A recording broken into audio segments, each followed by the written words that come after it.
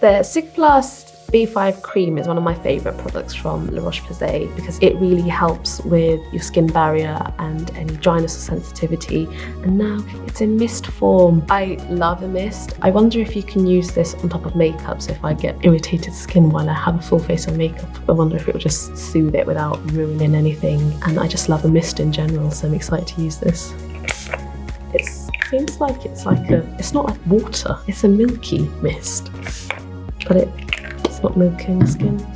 Feels nice. I want to see how it goes over makeup, if it will interfere, because I know this is more of a milky mist. I want to see how it performs over full face of makeup, so if I get any sensitivity while I'm wearing any makeup, if I could just spritz this on top and it soothe my skin without interfering with my makeup, and even if I can wear it as a setting mist maybe. I'm a huge fan of the balm, so as soon as I saw the spray, I knew I wanted to try it. It's really repairing because I've got eczema-prone skin. I was instantly drawn to it, and because the balm works so well for me, I knew the spray was going to be a great addition to my skincare routine. It's also anti-inflammatory, so when I do have flare-ups, I know I can instantly reach for this, and it's got really good tried and tested reviews, so I know the spray is going to be, well, fingers crossed, the same. I sometimes get eczema on the inside of my elbows, particularly if I'm a little bit stressed. When I do, I always go to the Cicaplast cream. This is a super easy version of that. It's the new Cicaplast spray. So I'm looking forward to trying that on if I do have eczema flare-ups, etc., or just general areas that need soothing, a little bit of skin repair. Obviously, I love that it's a spray version. It's a little bit easier, especially if you've got harder places that you want to apply it, etc. It also says that it's got an invisible texture, so I'm just going to quickly give a little spray on my arm and hopefully show you that.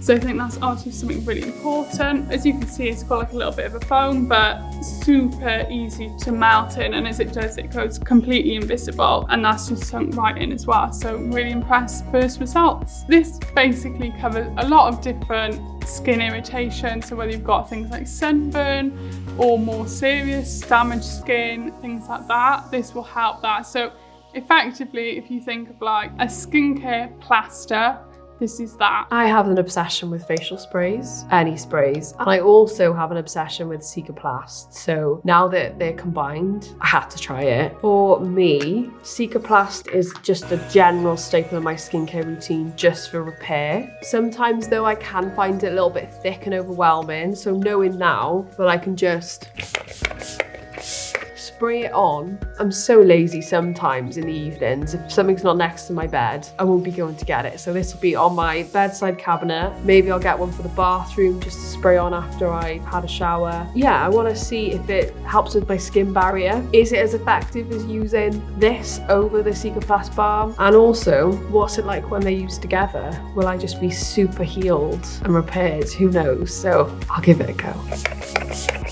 Spraying it over the top of my makeup, I can't see if you can see a change. Hopefully it's giving me a little bit of a glow, but it feels comfortable. Hopefully it's not compromised any of my makeup or broken it. For me, I think the only plus I'll be able to see is that it maybe makes it last longer because it's making my skin more moisturized, but I will test that for you.